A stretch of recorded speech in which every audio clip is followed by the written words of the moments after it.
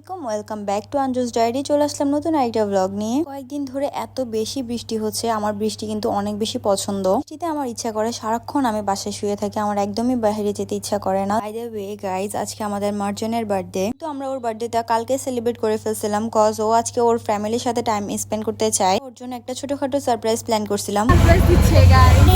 সিএনজিতে বসে বসেও আমাদের একদমই পাগল করে ফেলতেছিল যে আমরা কোথায় যাচ্ছি। আসলে আমরা ওকে বলি নাই যে আমরা আসলে পিৎজা বার্গে যাচ্ছি ওর বার্থডেটা সেলিব্রেট করার জন্য। পিৎজা বার্গ রেস্টুরেন্টটা অনেক সুন্দর, আমার কাছে অনেক ভালো লাগছে। প্রতিটা কর্নারই আমার কাছে মনে হচ্ছিল একদম পারফেক্ট। পুরো রেস্টুরেন্টের কিছু কিছু শর্ট ক্লিপ নিয়ে নিয়েছিলাম। আমরা কয়েকজন মিলে মার্জানকে ভার্সিটি থেকে পিৎজা বার্গে নিয়ে আসছিলাম, কিন্তু ওর জন্য সারপ্রাইজটা উপরে প্ল্যান করা হচ্ছিল। যেহেতু ডেকোরেশনটা পুরোপুরি শেষ হয় নাই, তাই আমরা ওকে নিয়ে নিচে ওয়েট করতেছিলাম। ওকে যখন সারপ্রাইজটা দেখানো হয় তখন ও অনেক বেশি খুশি হয়ে গেছিল। ও কিছু কিছু জিনিস কিন্তু গেসও করে ফেলছিল, কিন্তু পুরোটা গেস করতে পারে নাই। তাহিয়া মার্জানকে বার্থডে স্যাশটা পরাই দিচ্ছিল। একটা সমস্যা হয়ে গেছিল যে ওর বার্থডে কেকটা আসলে বৃষ্টির কারণে একটু উল্টাই গেছিল। আমাদের সবারই এটা নিয়ে অনেক মুড অফ ছিল, কিন্তু মার্জানকে হ্যাপি দেখে সবাই আবার হ্যাপি হয়ে গেছিল। এখানে আমরা বসে বসে সবাই আলাদা আলাদা ভাবে ওর সাথে ফটোশুটও করছিলাম, আর ও এখানে বসে বসে একটা গানের নাম বলতেছিল আমাদেরকে। পিৎজা বার্গ রেস্টুরেন্ট থেকে মার্জানকে একটা ফ্রেঞ্চ ফ্রাই গিফট করা হয়, যেহেতু ওর বার্থডে ছিল, আর আপুটা এসে অনেক সুন্দর করে ওকে উইশও করছে। পরে মার্জান ওর বার্থডে কেকটা কাটতেছিল, আর আমরা ফার্স্ট টাইম হচ্ছে বাটারস্কচ কেকটা অর্ডার করছিলাম। কেকের ডিজাইনটা নষ্ট হয়ে যাওয়ার কারণে একটু মুড অফ ছিল, কিন্তু কেকের টেস্টটা অনেক ভালো ছিল।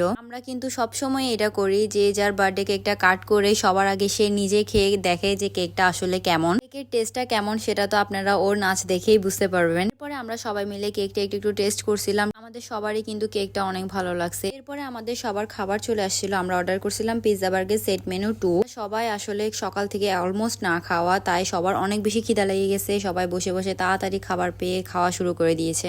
ওরা আসলে কত বছরের ক্ষুধার্ত মানুষ। আমরা সবাই বসে বসে খাবার খাচ্ছিলাম আর অনেক গল্প করতেছিলাম, অনেক এনজয় করতেছিলাম মোমেন্টটা। আমার কাছে কিন্তু পিৎজা বার্গের ফ্রাইড রাইসটা অনেক ভালো লাগছে। খাওয়া শেষ করে আমাদের বার্থডে গার্ল আমাদেরকে ডান্স করে দেখাচ্ছিল।